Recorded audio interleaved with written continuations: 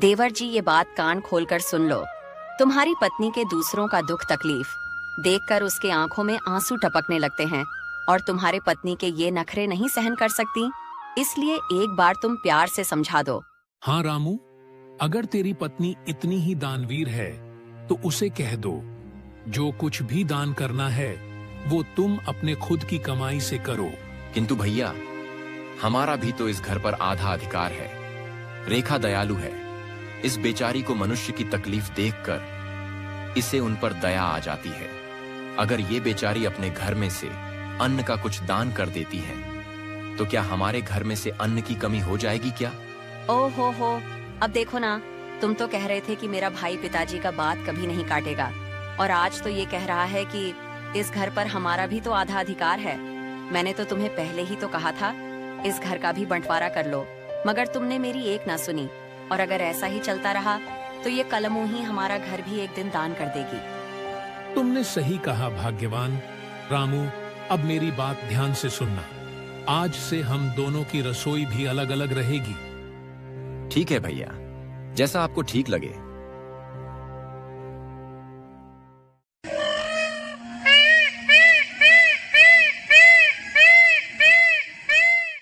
कुछ ऐसा ही था रामपुर में रहने वाले बूढ़ा कुम्हार का परिवार। बूढ़ा कुम्हार के 2 बेटे थे। बड़ा बेटा रामलाल और उसकी पत्नी शोभा रहती थी, और उनका छोटा बेटा रामू और उसकी पत्नी रेखा। बूढ़ा कुम्हार के गुजर जाने के बाद उनके बेटे सारी जमीन जायदाद का बंटवारा कर लेते हैं। सुनिए जी, आखिरकार हम लोग कब तक यूं ही इस तरह जीवन व्यतीत करेंगे? बंटवारे के समय आपके बड़े भैया ने बड़ी चालाकी से आपसे जमीन और जायदाद हथिया ली और खुद ही इतना अमीर बन गए। रेखा, तुम ये कैसी बातें कर रही है? वो मेरे बड़े भैया हैं, भला वो क्यों मेरे साथ बेईमानी करेंगे? वो तो बंटवारे के समय जो भी उनके हिस्से में आया वह उन्होंने ले लिया, और जो मेरे हिस्से में आया वह मैंने ले लिया। हे मेरे भोले पति, आप क्यों नहीं समझ रहे? उन्होंने ये टूटी फूटी कुटिया दे दी और स्वयं उन्होंने अपने लिए नए घर चुना, पर आपको बंजर जमीन दे दी जिस पर कुछ नहीं उगता है, और स्वयं उन्होंने उपजाऊ जमीन ले ली। देखो, मैं अपने बड़े भैया से मदद मांगने जाता हूँ, वो अवश्य ही हमारा सहायता करेंगे। रामू वो अपने सारी बातें कहकर वहाँ से चला जाता है और वो अपने बड़े भैया के पास पहुँच जाता है। बड़े भैया, मैं बहुत परेशान हूँ। इस समय मेरे पास कोई भी रोजगार नहीं है, जिसकी वजह से मेरी हालत बहुत खराब है। आपसे सहायता मांगने आया हूँ। भैया मेरे मदद करेंगे ना बड़े भैया? भला मैं क्या मदद करूं तुम्हारा? जब हम लोग अलग अलग हो गए हैं तो अब मुझसे मदद मांगने क्यों आए हो? जाओ यहाँ से। मैं तुम्हारी किसी भी प्रकार से मदद नहीं करूंगा, समझा तुम? बड़े भैया, आप ये क्या कह रहे हैं? जो भी तुमने सुना है वो सही सुना है। मैं एकदम सही कह रहा हूँ। अब जाओ, निकलो मेरा घर से, इससे पहले कि मैं तुम्हें धक्का मारकर अपने घर से निकाल दूं। रामू बड़े भैया के यहाँ से निकल जाता है और अपने घर के लिए चल देता है। लेकिन आज उसे पता चल जाता है जो कुछ भी रेखा उसके भैया के बारे में कहती थी वो सब कुछ सही है, और यही सारे बातें सोचते हुए वो अपने घर पहुंच जाता है। और रामू का उदास चेहरा देखते हुए उसकी पत्नी उसे कहती है, क्या हुआ जी, आप यूं ही मुंह लटकाकर क्यों आ गए? और क्या आपके भाई ने आपकी मदद करने के लिए हाँ कहा क्या? तू सही कह रही थी। मैं जैसा अपने बड़े भैया को समझता था वो बिल्कुल भी वैसे नहीं है। उन्होंने मेरे साथ धोखा किया है। उन्होंने जानबूझकर मेरे हिस्से वह चीज दी जिनका मैं कोई भी उपयोग नहीं कर सकता हूँ। आप रोइए मत, अब जो हो गया सो हो गया, लेकिन ऊपर वाले के पास देर है, अंधेर नहीं। वह जरूर ही हमारा मदद करेंगे, देखना। रामू का बड़ा भाई गांव में मिट्टी का बर्तन बेचा करता था, और पूरे गांव में सिर्फ इसी का दुकान थी, जिसकी वजह से उसे बहुत घमंड था।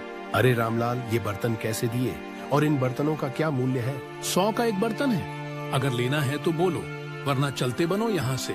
अरे भाई, क्या बात है, एक तो इतने महंगे बर्तन दे रहे हो और ऊपर से अकड़ तो देखो। और ऐसा क्या है इन बर्तनों में जो एक बर्तन का तुम 100 रुपए बता रहे हो? क्या ये बर्तन जादुई है क्या? ये बर्तन कोई जादुई नहीं है, समझे तुम?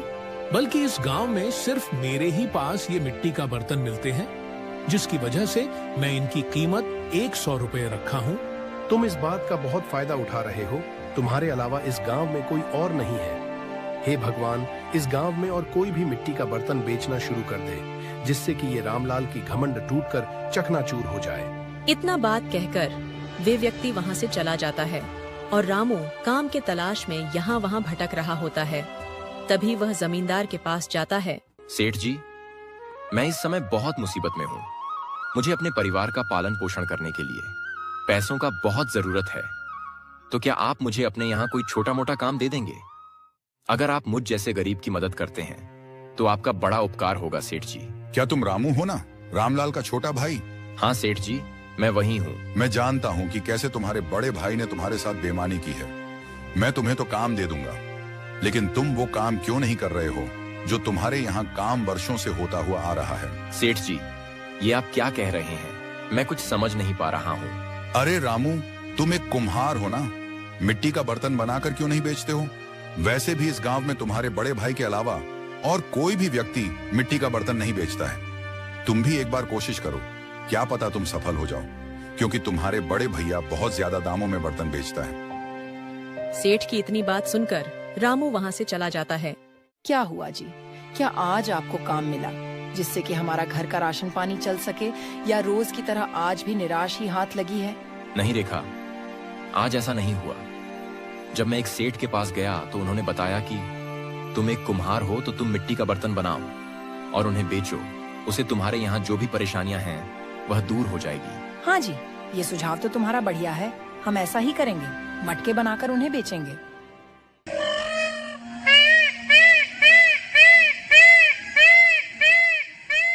फिर इसी तरह से रामू रोज सुबह जल्दी उठकर अपने खेत की मिट्टी से रेखा और रामू मटके तैयार करने लगे और फिर रामू उन मटके को दूर दूर गांव जाकर उन्हें बेचने लगा, जिससे वे खाने के लिए पूर्ति और पैसे कमाने लगे।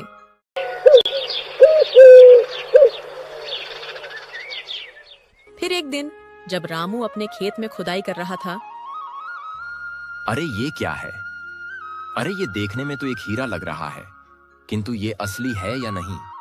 वो कुछ भी हो, मगर हीरा देखने में कितना सुंदर लग रहा है। ये चमक कितना रहा है। मैं आज इसे भाग्यवान को दूंगा। इससे भाग्यवान देखकर बहुत खुश होगी। अरे वाह, ये तो कितना सुंदर हीरा है। भगवान का लाख लाख धन्यवाद जो उन्होंने हमारे परेशानी को समझा और हमारी मदद की।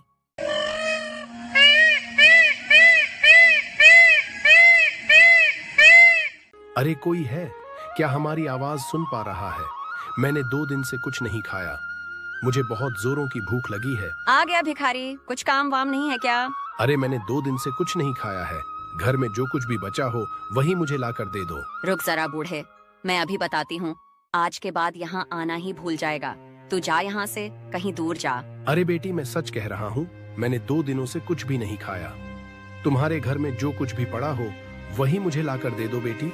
अरे बूढ़े, कुछ नहीं खाया हो तो मैं क्या करूँ? चल यहाँ से, अब जा। फिर वो बूढ़ा भिखारी वहाँ से रेखा के घर चला जाता है। बेटी, वो बेटी, मैं और मेरी पत्नी को कुछ खाने को नहीं मिला तो उसे कुछ हो जाएगा बेटी।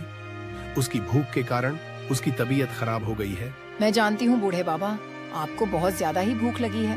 बेटी, मेरी तबीयत बहुत खराब है। जानती हूँ बूढ़े बाबा, आप बहुत तकलीफ में हो, मगर मैं कुछ नहीं कर सकती। मेरे यहाँ कुछ भी नहीं है बूढ़े बाबा। फिर इतने ही बीच में रेखा के मन में एक विचार आता है। अरे अभी हमें एक हीरा मिला है ना, तो क्या वो हीरा को मैं इन बूढ़े बाबा को दे दूं? हाँ, ये बिल्कुल सही रहेगा।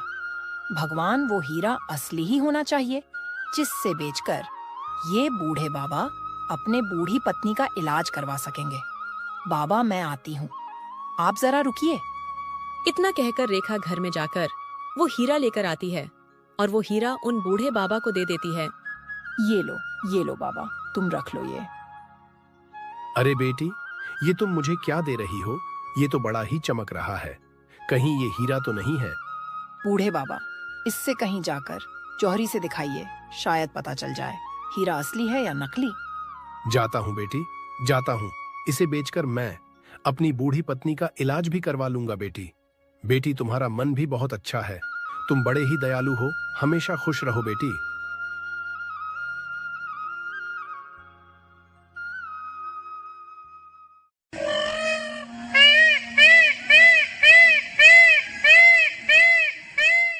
फिर अगले दिन की सुबह वही बूढ़ा रेखा के घर पर आता है। बेटी, वो बेटी। बूढ़े भिखारी का आवाज सुनकर रेखा घर से बाहर आती है। क्या हुआ बूढ़े बाबा? अरे बेटी, मैं यहाँ तुम्हारा शुक्रिया करने आया हूँ। जो तुमने मुझे कल हीरा दिया था वो असली हीरा था, जिसे बेचकर मैंने अपने बूढ़ी पत्नी का इलाज करवा लिया है। क्या बूढ़े बाबा, वो हीरा असली निकला? बूढ़े बाबा, मैंने ऊपर वाला से प्रार्थना की थी कि वो हीरा असली निकले, ताकि तुम उस हीरे को बेचकर अपने पत्नी का इलाज करवा सको। अब आपके पत्नी स्वस्थ है ना? हाँ बेटी, अब मेरी पत्नी स्वस्थ है। मगर बेटी, तुम बड़े ही दयालु हो। तुम वो स्त्री हो जो खुद कष्ट सहकर दूसरों का खुशी प्रदान करती हो। मैं तुम्हारा व्यवहार देखकर बड़ा ही प्रसन्न हुआ। बेटी, मांगो, तुम्हें क्या चाहिए? अरे नहीं बूढ़े बाबा, हमें कुछ नहीं चाहिए। मुझे किसी दूसरे की तकलीफ देखकर बड़ा ही दुख होता है और मेरे आंखों से आंसू गिरने लगते हैं। मैं तो ऊपर वाले से प्रार्थना करती हूँ कि अगर ऊपर वाले ने अच्छे दिन दिखाएं तो हमारे घर से कोई भी भिखारी खाली हाथ नहीं जाएगा बाबा। बेटी, ये तुम्हारी मनोकामना पूरी होगी। देखना, एक दिन तुम्हारे घर से कोई भी भूखा नहीं जाएगा। और मैं तुम्हें वरदान देता हूँ कि जब जब तुम किसी दूसरों की दुख देखकर रोवेगी तो तुम्हारे आंखों के आंसू हीरे में बदल जाएंगे। फिर इतना कहकर वो बूढ़ा व्यक्ति वहां से चला जाता है। ये सब बातें शोभा सुन लेती है। क्या हीरा? इन्हें हीरा किसने दिया? और वो कल मुंही ने हीरा दान में दे दिया? ये चल क्या रहा है? मुझे इस बात का पता लगाना ही होगा। भाग्यवान, आज तो मेरा एक भी मटका नहीं बिका। पता नहीं अगर ऐसा ही चलता रहा तो हमारा गुजारा कैसे चलेगा। इसका मतलब आज हमें भूख ही सोना पड़ेगा। हाँ भाग्यवान, मैं ये कह रहा था कि मैं तुम्हें हीरा दिया था ना, वो हीरा लाकर मुझे दो। मैं उस हीरे को लेकर जौहरी के पास जाता हूँ।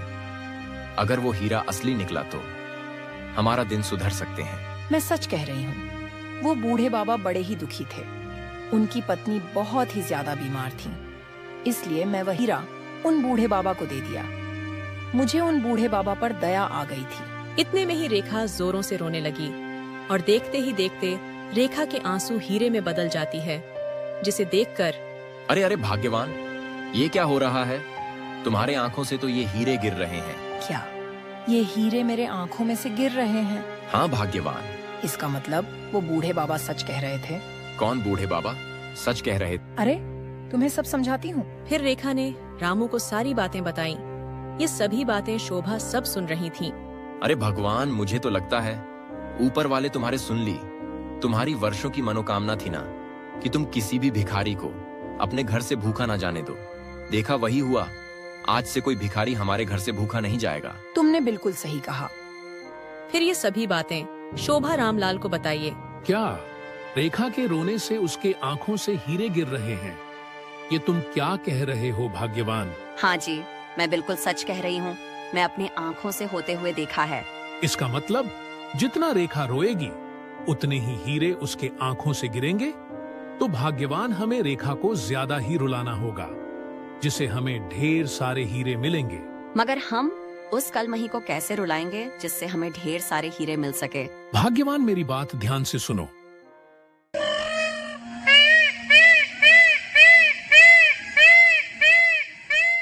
फिर सुबह रेखा नदी किनारे पानी भरने के लिए जाती है और वहाँ रामलाल और शोभा इंतजार कर रहे होते हैं।